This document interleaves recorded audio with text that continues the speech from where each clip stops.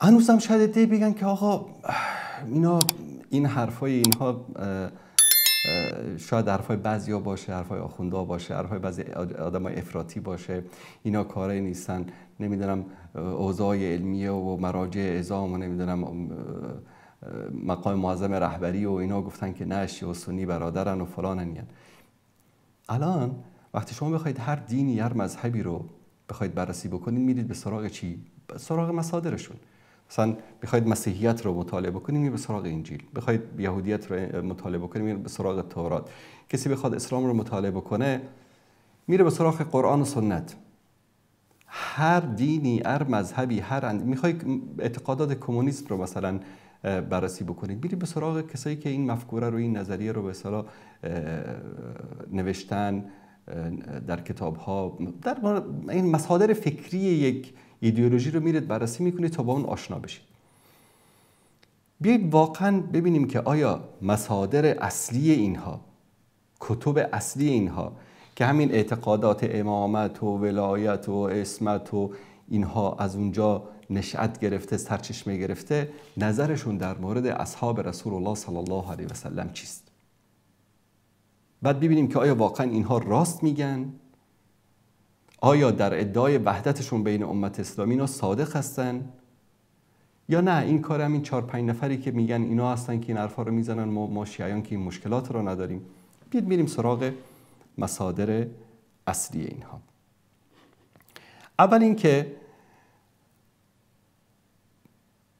یک کلیپی رو پخش میکنم، یک شیعه پاسخ داده واقعا، چون بعضی از دوستان یعنی میگن که شما میگید که ما با همه شیعیان مشکل نداریم. بله، من هنوزم اعتقادم همین است که ما با همه شیعیان مشکل نداریم، چون خیلی از شیعیان هستن که با این لعن، با این نفرین، با این دروغ‌ها، با این تهمت‌ها مخالفن و این بیچاره‌ها از مصادر و از اصول دینشان خبر ندارن، از کتابهاشون خبر ندارن. اگر خبر بشن باور بکنید که این دین رو رها میکنن، میان به دین اسلام و به دین رسول الله صلی الله علیه و آله و سلم، به اسلام باقی میپیوندن. منتها خبر ندارن، از مصادرشون خبر ندارن. دلاشون پاک است، واقعا به صحابه احترام دارن، به اهل بیت احترام دارن، محبت دارن. اما متاسفانه امروز نمایندگی از همه شیعیان جهان این یک مشت طولسک هایی که امروز در حوزه ها و در مدارس و در اینجا حاکم هستند و سخنگوی شیعه هستند، اینها میان نمایندگی میکنن از عموم شیعیان. این کلیپ رو با هم ببینیم. سلام علیکم، خوشحالم. ای ابابک ای لعین حق باز، میکنم لعنت به تو در هر نماز. ما شیعه ها ادعا میکنیم مذهبمون مذهب جعفریه و رئیس مذهبمون هم امام جعفر صادقه. میخوام براتون یه نکته رو اینجا بخونم. مادر امام جعفر صادق فروه دختر قاسم ابن محمد ابن ابوبکره. نکته جالبش اینجاست که مادر فروه اسما دختر عبدالرحمن ابن ابوبکره، یعنی فروه از دو جهت نتیجه ابوبکره و ابوبکر جد مادری امام صادقه. این لومپنی که در تصویر دیدین نه تنها به اهل سنت توهین کرد، بلکه به ما شیعه هم توهین کرد. مستقیما به جد مادری امام جعفر صادق داره توهین میکنه. این که تلویزیون انقدر طویله شده که هر الاغی میاد توش ار میکنه، اینو دیگه همه میدونن دیگه، این به همه ثابت شده است. ولی نکته مهم این هستش که شما تاریخو بدونین. وقتی تاریخو بدونین دیگه اسیر حرفای یه همچین آدمای متحجر معلوم الحالی هم نمیشی. این مطلبی که براتون خوندم از کتاب منتهی الآمار نوشته شیخ عباس قمیه، همون کسی که مفاتیح رو نوشته.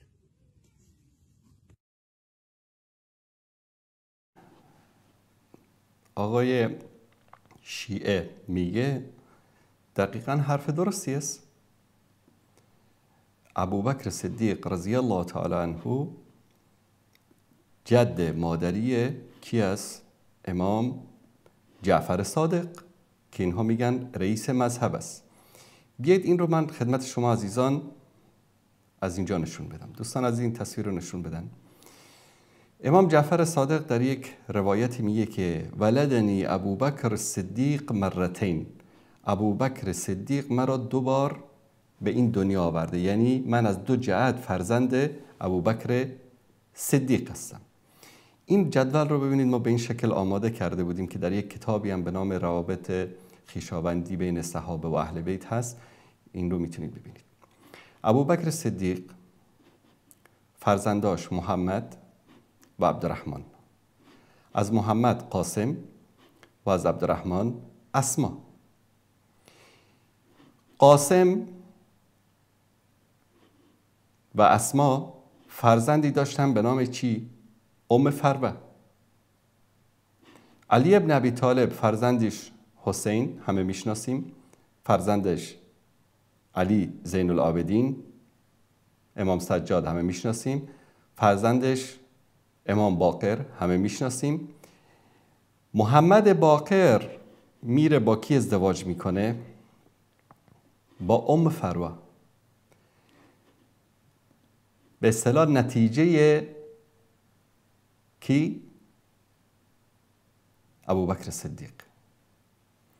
یک نکته رو اینجا خدمتون بیان بکنم و این یک تحدی که 100 سالم بگردن نمیتونن پیدا بکنن. از امام اول تا امام 11، امام 12 ما بهش اعتقاد نداریم، میگیم به دنیا نیامده.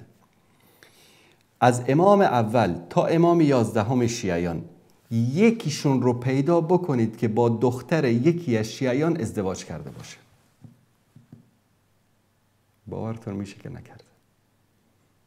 به طور مثال زراره است، نمیدونم ابو بصیر است، راویان همینایی که اینا به عنوان محمد ابن مسلمه هست، نمیدونم جابر جوفی است، بزرگان به اصطلاح راویان احادیث اهل بیت، بلکه دروغگویانی که به اهل بیت دروغ بستن و امروز در کتب شیعه به عنوان احادیث اهل بیت که میگن، اینها دروغهایی است که همین منافقین و دروغگویان به امام جعفر صادق و به امام محمد باقر و به علی و به حسن و به حسین و به سجاد و به اینها نسبت دادن. یکی از امامان شیعه رو پیدا نمی کنید که از امام اول تا امام 11 که رفته باشه با دختر یکی از شیعیان ازدواج کرده باشه. همشون با کی ازدواج کردن؟ با دختران صحابه ازدواج کردن. همین صحابه‌ای که شیعیان میرن اونها رو لعن میکنن، نفرین میکنن. چرا اهل بیت رسول الله صلی الله علیه و سلم نرفتن با دختران شیعیان خودشون ازدواج نکردن؟ دلیلش چی است؟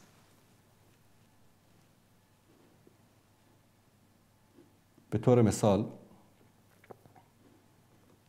من یک نمونه رو خدمت شما نشون بدم.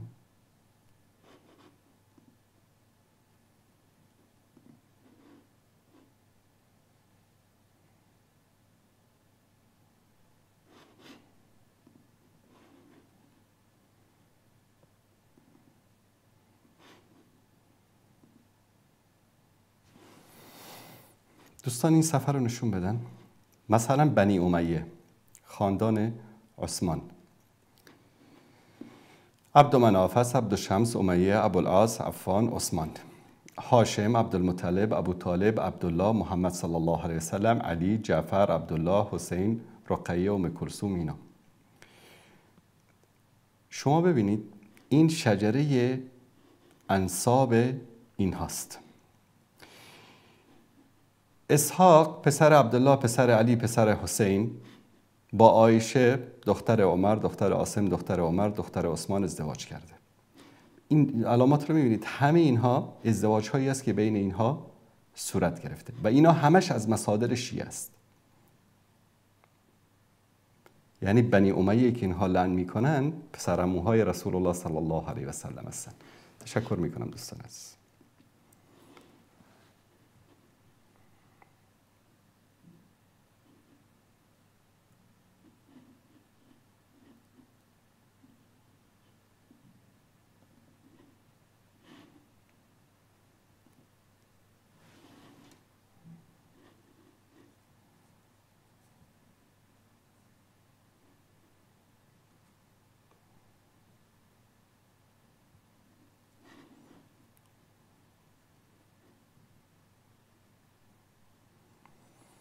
و همینطور یعنی با آل ابوبکر، آل عمر، با آل عثمان، با آل طلحه، با آل زبیر، با بنی امیه عموما میبینیم که اهل بیت همیشه یا دختر دادن یا دختر گرفتن. به اهل سنت، به صحابه هم دختر دادن هم دختر گرفتن. روابط ازدواجی که صورت گرفته بین اهل بیت و بین صحابه، یک نمونه شما بین اهل بیت و بین شیعیان وجود نداره. کل تاریخشون رو هم بگردن همچین رابطی وجود نداره. خب الان میریم رو توهین‌ها و اهانت‌هایی که اینها در مصادر اصلیشون و در کتبشون بر علیه اهل سنت و صحابه رسول الله صلی الله علیه و سلم دارن. یکی از کتاب‌های معتبر و بزرگ اینها در باب حدیث کتاب بهارالانوار است. مجلسی صاحب بهارالانوار یکی از رجالیون و محدثین شیعه است که بعداً اومده مرآت العقول، کتابی است که احادیث کافی رو تصحیح و تضعیف کرده. یعنی ملا باقر مجلسی اینها یک شخص عادی نیست. باقر مجلسی نه این بود، امروز چیزی به اسم مذهب شیعه هم وجود نداشت. کتاب بهارالانوارش 110 جلد است. دوستان عزیز، این شخص مجلسی کتاب داره به نام بهارالانوار. دوستان عزیز اگر این صفحه کتاب رو نشون بدن، کتاب بهارالانوار، این جلد 30 و 31 کتابش هست، یا 29 و 30 کتابش هست. این هم صفحه بعدش، خودشون هم چاپ کردن، ما چاپ نکردیم. در این کتاب در نسخه‌های قدیم در جلد 30 یک بابی داره، باب 30، باب 20، نقطه نقطه نقطه ثلاثه نقطه نقطه نقطه و فضای احمال و قبای آثار و فضل تبر منهم نقطه نقطه. چرا اینجا نقطه نقطه گذاشته میدونید؟ چون بزرگترین باب 20 کتاب کافی، بزرگترین باب کتاب کتاب بهارالانوار بزرگترین باب است که بیشترین روایت ها رو در این باب شما میتونید پیدا بکنید. این کتاب بعد از اینکه این آخوندا سر قدرت رسیدن چاپ شده، نقطه نقطه گذاشتن اینجا، حذف کردن کلمات رو. چرا حذف کردن؟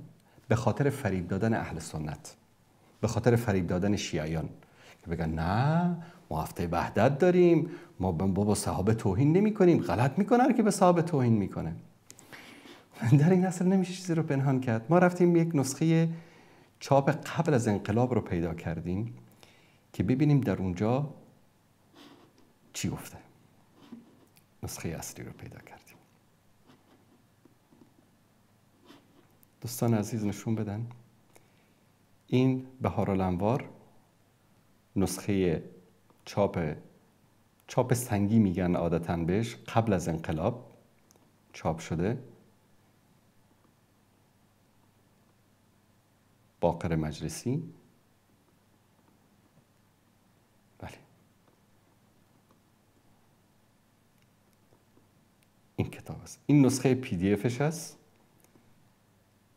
که ما خدمت شما عزیزان در اینجا نشون میدیم. خب تشکر میکنم دوستان عزیز. الان من عکس همون باب 20 رو خدمت شما اینجا گرفتم. باب 20 اونجا نوشته بود که نقطه نقطه ثلاثه نقطه نقطه فضای اعمال و قبای آثار و فضل تبر منهم و لعنهم. لعنهم نبود، نقطه نقطه بود. برگردیم به همون عکس دوستان ببینید، نقطه نقطه نقطه نقطه نقطه نقطه. اینجا در چاپ اصلی کفر اومده، کفر، نفاق و لعن. اون موقع دیگه تقیه نبوده، اون موقع دیگه مردم هم خبر نداشتن، تلویزیون هم نبوده. بزرگترین باب کتاب بهارالانوار در مورد اثبات کفر و نفاق و لعن ابوبکر و عمر و عثمان هست. بزرگترین باب کتاب بهارالانوار. تشکر میکنم دوستان عزیز. اینم پی دی افش، هر کسی هم دوست داره بره یک سرچی بکنه این کتاب رو میتونه پیدا بکنه و اینها رو در اونجا ببینه. این کتابشون هست.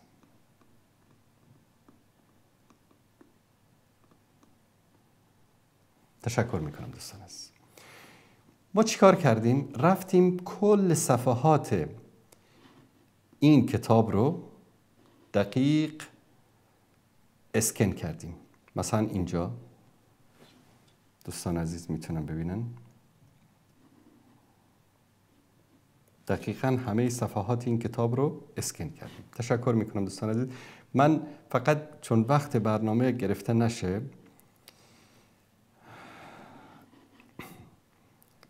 در صفحه 344 نسخه تحریف شده در اینجا ببینید، صفحه 344 جلد 30 کتاب بهارالانوار روایت 173 الاخبار الداله علی نقطه نقطه نقطه ابی بکر و عمر و ثواب نقطه نقطه. چرا نقطه نقطه گذاشتن اینجا؟ چی بوده اینجا که اینو تحریف کردن؟ چرا این رو اینجا نقطه چین گذاشتن اینجا؟ بله دوستان همین صفحه رو نشون بدید، هیچ مشکلی هم ما یک لحظه من این قسمتش رو ببندم. ببینید صفحه ما چیکار کردیم؟ اینو اسکن کردیم. اما این نسخه‌ای که نشون دادم که نقطه نقطه بود اینجاست و این نسخه اصل است. در نسخه اصل که وقتی میرید در همین روایت 173 اونجا هم 173 بود، در اینجا چی میگه؟ اخبار داله علی کفر ابی بکر و عمر و اضرابهما و ثواب لعنهم و براءت منهم. کفر نقطه نقطه، ابو بکر و عمر نقطه نقطه، ثواب لعنشون هم نقطه نقطه در اونجا. و ما یتضمن بدعهم اکثر من ان یذکر فی هذا المجلد. میگه اینا کفرشون و ثواب براءت از اونها و ثواب لعنشون اینقدر زیاد است که در یک جلد جا نمیشه. او فی مجلدات، اگر چندین جلد دیگه هم نوشته بشه جا نمیشه.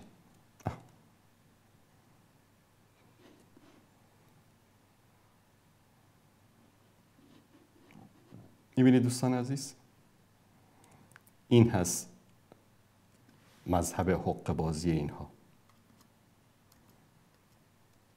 تشکر میکنم دوستان عزیز.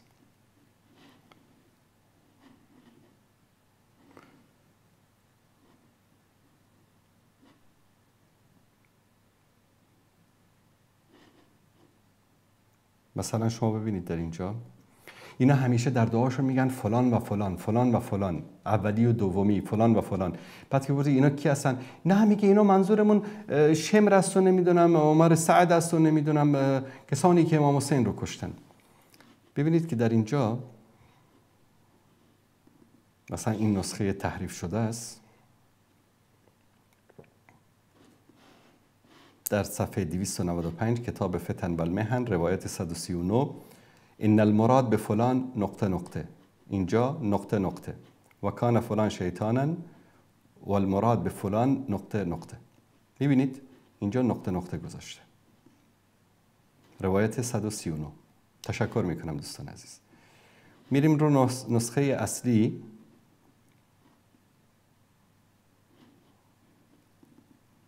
که منظور از فلان و فلان چی بوده؟ همون روایت 139 ان المراد به فلان عمر و عمر، المراد به فلان ابابکر. وقتی که فلان و فلان میگن منظور کی است؟ عمر و ابابکر. این نسخه اصلی است در کتاب فتن و المحن جلد 30 روایت 139 و در نسخه جدیدی که در زمان جمهوری اسلامی چاپ کردن اینجا رو نقطه چین گذاشتن تا کسی متوجه نشه که هدف چی است. این خباثت این هست. تشکر میکنم دوستان عزیز. و مثل همین در کتاب هاشون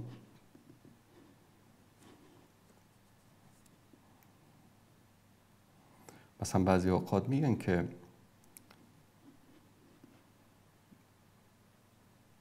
اول ظالم و نمیدونم فلان، منظور ما ابوبکر و عمر نیست.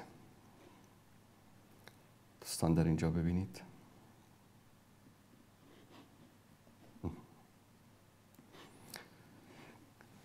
میگه که از علی ابن حسین امام سجاد میگه در بین مکه و مدینه از او پرسیده شد در مورد ابوبکر و عمر ما تقول؟ قال ما عسى ان اقول فيما لا رحمهم الله، خدا به اونها رحم نکنه، ولا غفر لهما، و خداوند اونها رو مغفرت نکنه.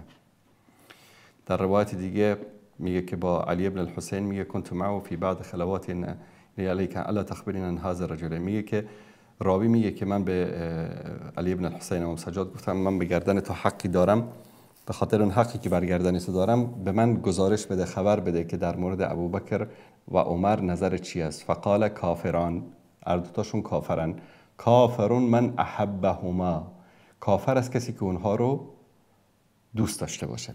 و در اینجا روایت از حضرت ابوجعفر ابی بکر و عمر قال هما اول من، در مورد ابوبکر و عمر پشتم گفت که اونها اولین کسی بودن که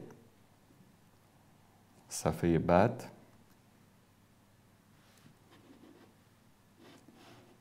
ظلم حقنا و حمل الناس علی رقابنا. اینا هر دو تا اینا ابوبکر و عمر اولین کسایی بودن که به ما ظلم کردن. پس هر وقتی که اینا گفتن که اول ظالم و ثانی و ثالث، منظورشون ابوبکر و عمر و عثمان هست. نه دروغ نگن، فریبتون ندن اهل سنت.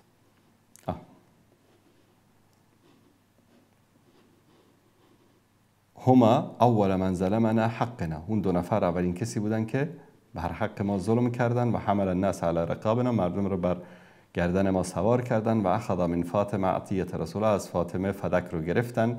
پس ظالم اول و دوم کی هستن؟ او دعایی دارن به نام صنمه القریش که پر از لعن صحابه است. بعد اونام در اونجا میگن که اول ظالم و ثانی ظالم ابوبکر و عمر نیستن، در حالی که روایت خودشون در این کتاب هست. میگه که سألت ابوجعفر عن ابوبکر و عمر فقال ما تريد من صنم القریش، از این دو تا بت قریش چی میخوای؟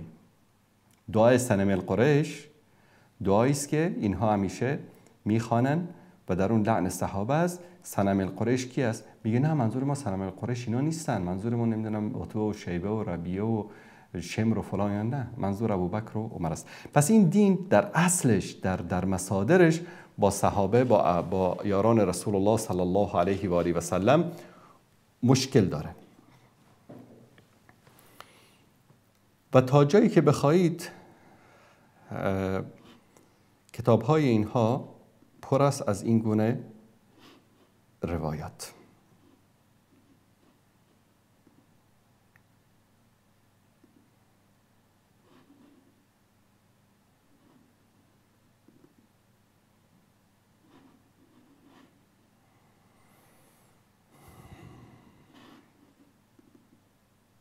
و همه اصحاب رسول الله صلی الله علیه و سلم رو اینها کافر میدونن.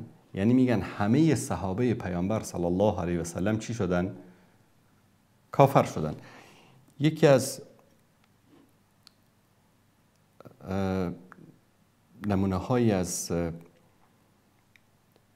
توهین ها و اهانت های اینها رو من خدمت شما در اینجا نشون بدم.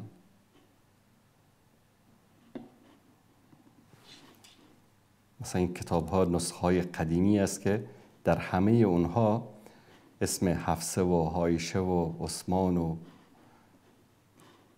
ابوبکر و عمر و اینها در نسخه های دستنویسشون وجود داره. تشکر میکنم دوستان عزیز.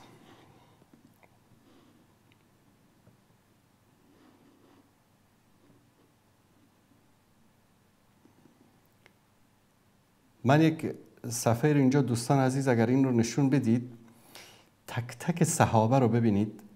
سعد بن ابی وقاص، ابو العاص، ابن زبیر، ابن عمر، عبدالرحمن ابن عوف، ابو موسی اشعری، ابو عبیده بن جراح، ابو هریره، ابو سفیان، اسماء بنت ابوبکر، اسید بن حضیر، انس بن مالک، ابن مسعود، براء ابن عازب، بلال ابن رباح، بنی امیه و بنی عباس عموما، حسان بن ثابت، خالد بن ولید، زید بن حارث، زید بن ارقم، همه اینها رو تکفیر و لعنشون رو در کتاب‌های اینها من اسکن کردم و در اینجا داریم، همشون رو. یعنی شما هیچ کس از صحابه رو نمیبینید که اونها رو تکفیر نکرده باشن و به اونها لعن نفرستاده باشن، چون که این جزء دین و مذهب اینهاست که به اصحاب رسول الله صلی الله علیه و آله و سلم لعن و نفرین بفرستن.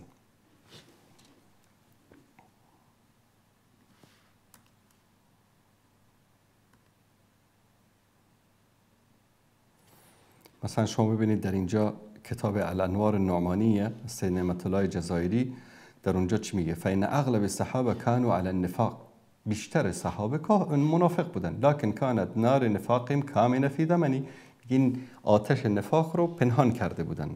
فلما انتقل الى جوار ربی، بعد از که پیامبر فوت کرد، برزد نار نفاقهم لباسیه و رجعوا قهقری، بعد از اینکه پیامبر فوت کرد این آتش نفاقشون آشکار شد و برگشتن و چی شدن؟ مرتد شدن. بلذا قال ارتد الناس كلهم بعد النبی، میگه همه مردم بعد از پیامبر مرتد شدن، الا اربعه، مگر 4 نفر، سلمان، ابوذر و مقداد و عمار. 4 نفر فقط از صحابه مسلمان ماندن، اونم کیان؟ سلمان و ابوذر و مقداد و عمار. و هذا مما لا اشکال فیه، و این روایت و این حرف چیزی است که هیچ اشکالی در او دیده نمی شود. شما تصور بکنید. این از اعتقاد اینها در مورد اصحاب رسول الله صلی الله علیه و آله و سلم.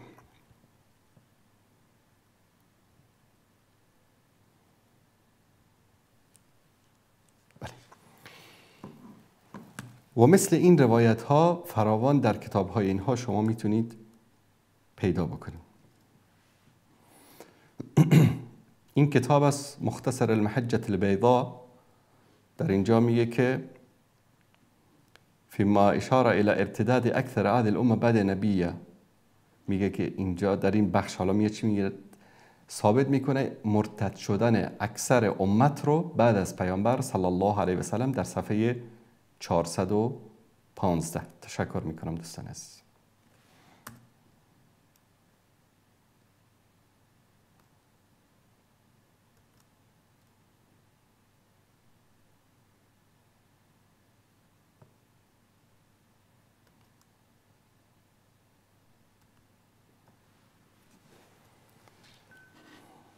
و مثل این روایت ها در اینجا مثلا ببینید در تفسیر عیاشی، تفسیر عیاشی یکی از تفاسیر معتبر اینها در صفحه 223 در روایت 148 کان الناس اهل الرد بعد النبی صلی الله علیه و سلم الا 3، بعد از پیامبر صلی الله علیه و سلم همه مردم مرتد شدن مگر 3 نفر. فقلت من الثلاثه، روایت هم به امام محمد باقر نسبت میدن به ابی جعفر، قال المقداد و ابوذر و سلمان الفارسی. روایت 149 ارفاق کرده، 1 نفر اضافه کرده. اینم از امام محمد باقر روایت میکنه صار الناس كلهم اهل الجاهلیه، مردم همه برگشتن به زمان جاهلیت، الا 4، مگر 4 نفر، علی و مقداد و سلمان و ابوذر. فقلت عمار فقال إن كنت تريد الذين لم يدخلهم شيء فهؤلاء 3. حتی عمار بیچاره هم میگه، عمار اول با علی بود، مؤمن بود، بعد چیزی تو دلش گشت و خلاصه اونم مرتد شد. پس کی موند؟ 3 نفر موندن. همون این روایت تأییدی است بر روایت اولی. 3 نفر موندن که مقداد است و سلمان است و ابوذر به اضافه علی. حسن و حسین چی شدن؟ اونام که زنده بودن. میگن دروغگو حافظه نداره، علمای شیعه اینطوری هن.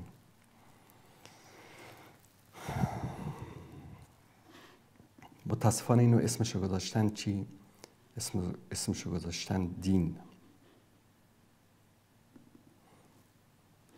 در کتاب جواهر الکلام در جلد 21 صفحه 347 این علی علیه السلام کان یجوز له قتل الجمیع الا خواص شیعتی. میگه در اون زمان بر علی جایز بود که همه رو بکشه مگر خواص شیعش. حالا خواص لان الناس جمیعا قد ارتدوا بعد النبی، چون که همه مردم بعد از پیامبر مرتد شدن یوم السقیفه، در روز سقیفه، الا 4 مگر 4 نفر، سلمان و ابوذر و مقداد و عمار. سلمان و ابوذر و مقداد 4 نفر مسلمان موندن، بقیه همه مرتد. ثم رجع بعد ذلك اشخاص و باقون استمروا على كفرهم حتى مضت مدت ابی بکر و عمر و عثمان فاستولى الكفر عليهم اجمع. تا که دوران ابوبکر و عمر و عثمان گذشت که اینها کفر بر اینها حاکم شده بود. یعنی ابوبکر و عمر و عثمان کافر بودن، همه صحابه غیر از این 4 نفر هم در اون زمان کافر بودن. تشکر میکنم دوستان عزیز. من اگر بخوام تا صبح اینجا از کتاب‌های اینها، از مصادر اصلی اینها این گونه روایات را خدمت شما نشون بدم،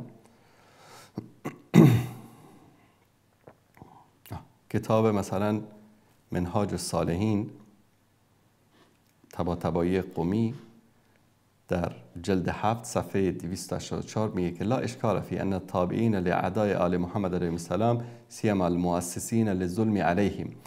میگه هیچ شکی نیست در این که کسانی که متابعت میکنن از دشمنان آل محمد علیهم السلام، خاصتا کسانی که این ظلم رو تأسیس کردن و غصب حقوقهم و حق اونها رو غصب کردن، ولا سیما الاول و الثانی، و بدون شک اولی و دومی یعنی ابوبکر و عمر، لا حرمت لهم عند الله، هیچ حرمتی در نزد الله ندارن. فیجوز حتکهم و ضمهم و الوقیعت فیهم. میگه که جایز است که اونها رو چیکار بکنید؟ در حق اونها لعن بکنید، نفرین بکنید، تهمت بزنید، غیبت بکنید، حتک حرمت بکنید، جایز است، هیچ مشکلی هم ندارد. تشکر میکنم دوستان عزیز.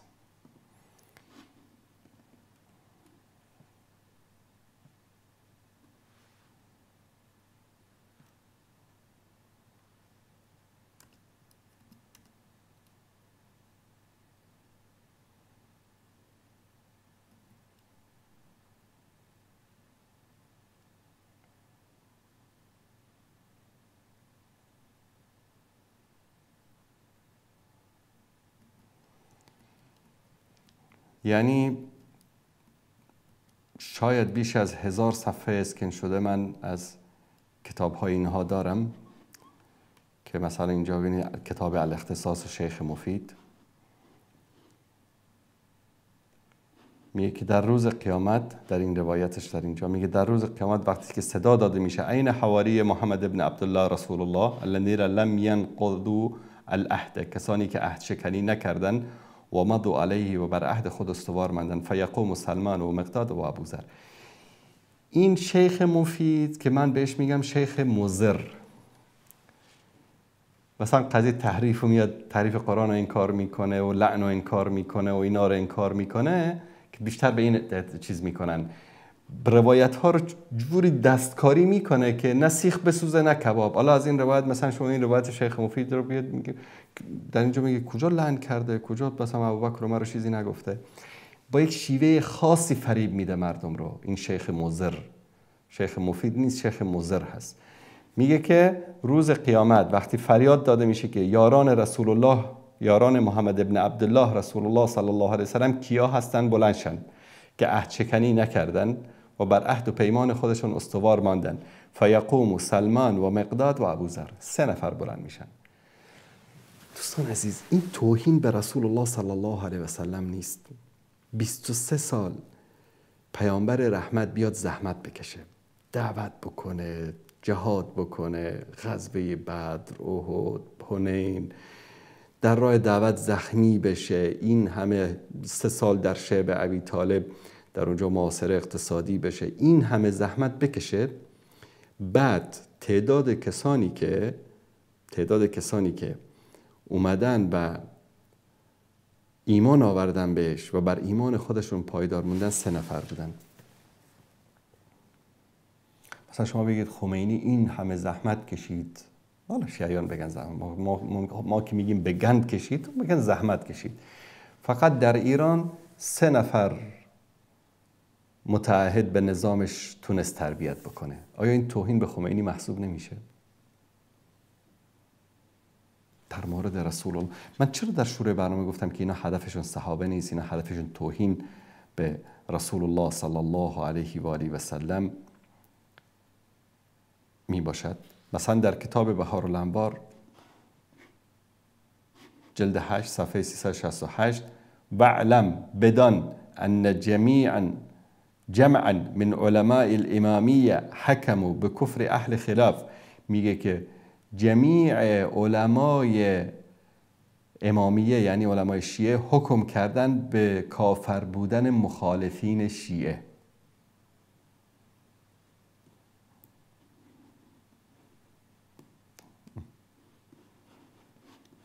در جلد 8 صفحه 364. تشکر میکنم دوستان عزیز. یعنی کتاب های اینها پر است از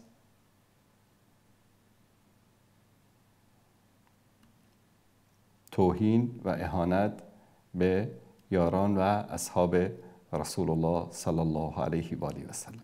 خب دوستان عزیز، من اینو همینطوری کتاب های تفسیر قمی، بهار الانوار، کتاب خصال، کتاب های مختلف اینها، چه کتاب های جدید چه کتاب های قدیم،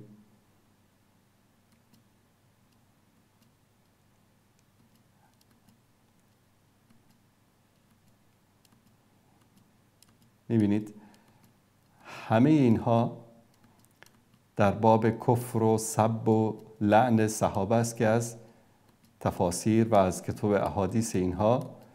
تشکر میکنم دوستان عزیز. ما اینها رو چیکار کردیم؟ اسکن کردیم و کتاب های اینها پر است از این گونه موارد.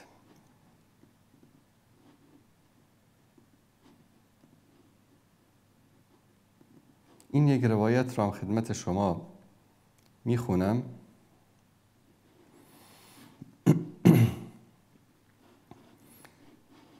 وقتی که این طول سگ میاد در صدا و سیما لعن میکنه ابوبکر صدیق رضی الله تعالی عنه رو، که لعنت خدا بر خودش و بر اساتیدش و بر کسانی که این گونه نسل احمق رو تربیت کردن در ایران، از درونش نمیگه این رو، یا بگید استاد بدی داشته نیست. این دین اصلش اینطوری است. بدی در اصل این هاست، در مصادرشان است، در اصول دینشان است، در کتاب‌های این هاست. مثلا این لیال الاخبار در جلد 4 صفحه 92 ببینید چی میگه. اعلم ای شیعه جان، ای شیعه عزیز، بدان ان اشرف الامکنه والاوقات والحالات و انسبها للعن علیهم، بهترین زمان و بهترین مکان و بهترین حالت، بهترین زمان، بهترین مکان و بهترین حالت برای لعنت فرستادن به ابوبکر و عمر و عثمان و اینا کی کدوم وقت است؟ اذا كنت فی المبال، وقتی که در توالت هستی. مکان کجا؟ توالت. فقط عند کل واحد من تخلیه، هر بار که میخوای تخلیه بکنی، و الاستبراء، میخوای این به اصطلاح شکمتو خالی بکنی، بعد اونجا به فارغ البال، با خیال راحت، چی بگو؟ با خیال راحت در اونجا این توهین ها و این اهانت ها رو در اونجا چیکار بکن؟ انجام بده. بگو، خوب بخونید دوستان عزیز. اللهم العن عمر ثم ابابکر ثم عمر ثم عثمان ثم معاویه و عمر و ابن زیاد و عمر و ابن سعد و عمر و شمر. ببینید اینها بعد از اون عایشه و حفصه و هند و ام الحکم، اینها در کتابهاشون یاد میدن این طول سگاشون رو. اینا در کتابهاشون، در مصادرشون، در اصل مذهبشون هستین. نیست که یکی اومده باشه در صدا و سیما یک اشتباهی کرده باشه. نه این اصل در دین هست، در کتبشان هست، در مصادرشان هست.